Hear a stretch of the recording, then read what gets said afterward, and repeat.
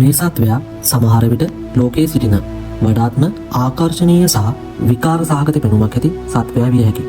ඉතින් හමුවන්න ටේල්ලස් white scorpion. මෙම සත්වයා මකුළුවන් සහ ගෝනුසන්ගේ සුසංයෝජනයක් ලෙස පෙනේ. ඔබ ඔවුන් හැරි පොටර් චිත්‍රපටයේ දැක ඇති අතර ඔවුන් පෙනුමෙන් බිය උපදවන පෙනුමක් තිබුණත් මෙම සත්වයාට විෂ ග්‍රන්ථි හෝ විෂ දත් නොමැත. ඔවුන් තර්ජනයක් ලක් වුවහොත් කලාතුරකින් දෂ්ට කරයි. ඒත් එම දෂ්ට කිරීම හානිදායක නොවේ. ඉතින් මේ නිසා මොවුන් සුරතල් සතුන් අතරද වඩාත් ජනප්‍රිය සුරතල් සතෙක් වේ.